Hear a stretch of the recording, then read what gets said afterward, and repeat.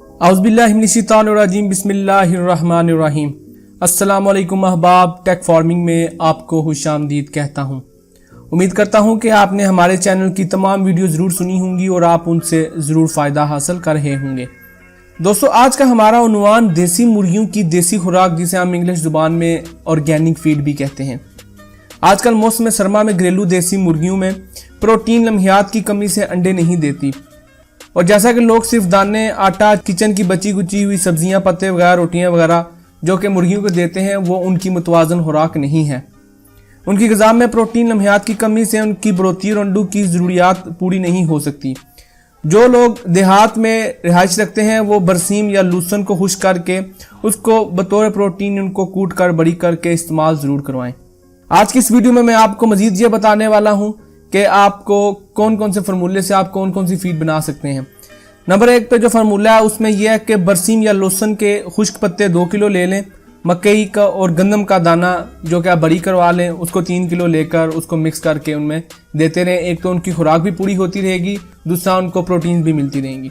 Formula number 2 में अगर बात करें तो सबसे पहले आपको गंदम दाना, जिसका दला हुआ दलिया जिसको बोलते हैं, 1 किलो चाहिए होगा।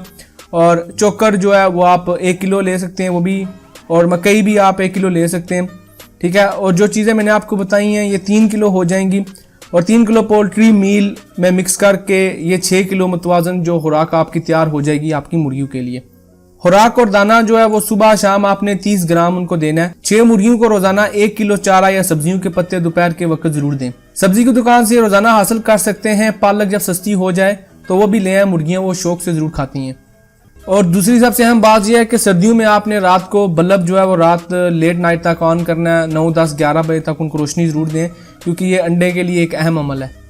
इस फार्मूले से आपकी जो देसी मुर्गियां हैं उनसे आप सालाना 150 से लेके 180 तक अंडा ले सकते हैं। उनमें ये आप सलाहियत पैदा कर सकते हैं ऐसी खुराक देकर और इस फार्मूले को अपना के। मामूली सी मेहनत से मुर्गियों को पाला जा सकता है। ये मुर्गियां अंडे और गोश्त की ज़रूरियात पूरी करने के साथ साथ घरेलू आमदनी में भी इजाफा कर सकती हैं।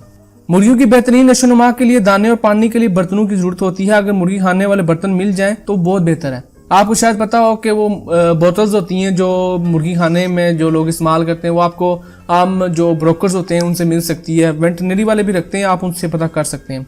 इन बर्तनों के इस्तेमाल से खुराक ज़ाया नहीं होती। ये मैं आपको पहले भी बता चुका हूँ काफ़ी वीडियो में कि बर्तन जरूर इस्तेमाल किया करें, इससे जो खुराक ज़ाया नहीं होती, ठीक है। और पानी भी साफ रहता है जो कि मुर्गियों की सेहत के लिए बहुत ज़रूरी है। मुर्गियों को मुदाफ़ती टीका जात सरकारी अस्पताल से मुफ्त में लगवाएं। नहीं तो अगर आप इस्तात रखते हैं तो वेटरनरी वाले के साथ रब्ता रखें, ताकि आपकी मुर्गियां जो है ना वो सेहतमंद रहें और आपको अंडे वगैरह सही तरीके से दे सकें।